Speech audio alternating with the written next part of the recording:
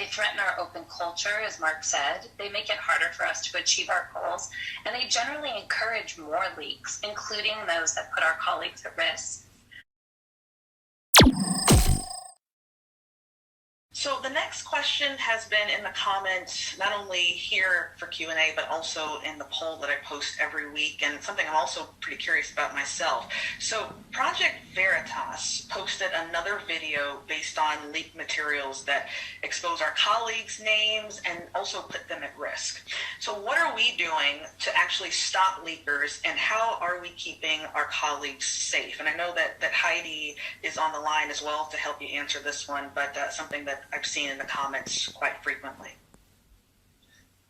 Yeah, and I mean, Heidi should definitely jump in on this, but I mean, there are a lot of questions that we get a lot of the time around, when people leak stuff, do we find them? And, and I've been clear that we have the number of efforts to find people and we terminate people and pursue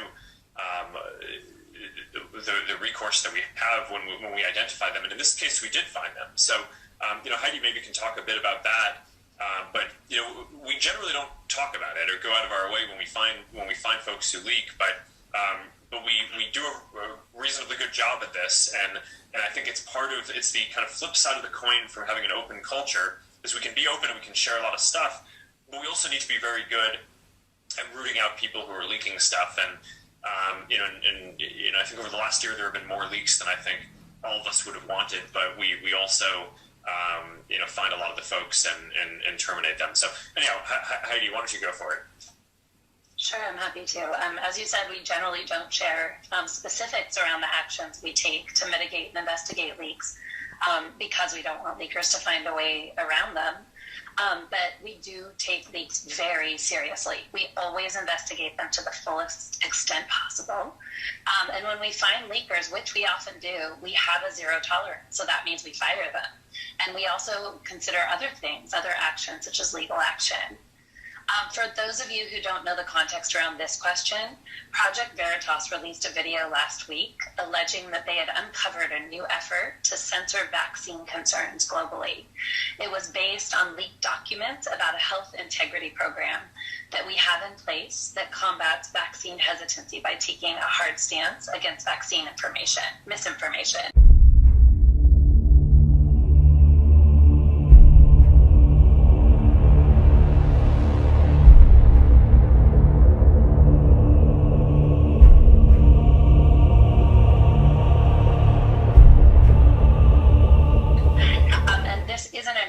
This is a program we've proudly spoken about publicly in our blog.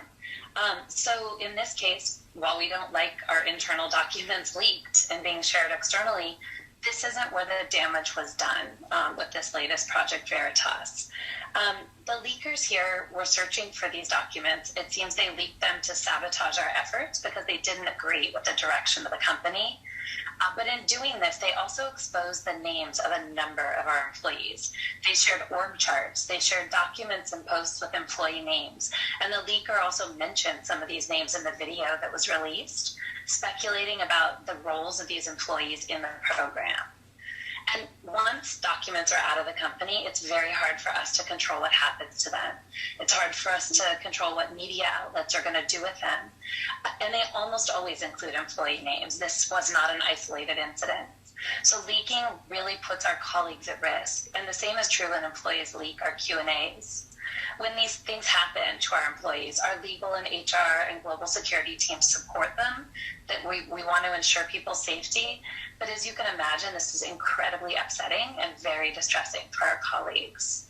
I am happy to confirm what Mark said. In this case, we did find the leaker. It was a data center technician in our Prineville data center, and he was fired last week.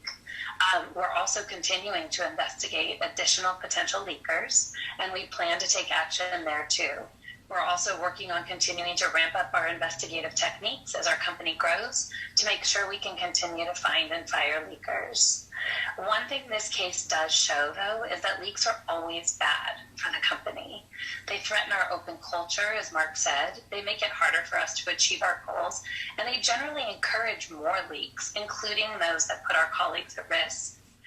I know some people here feel that there are good leaks and there are bad leaks, but they're all damaging and they're not the right way to bring about change, especially at a company like this where people are free to share their opinion and to raise questions to mark your Q&As.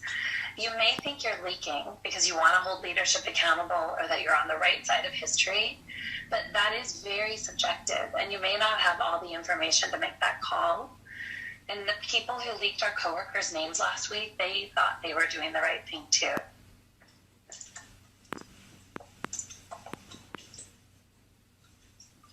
All right, thank you.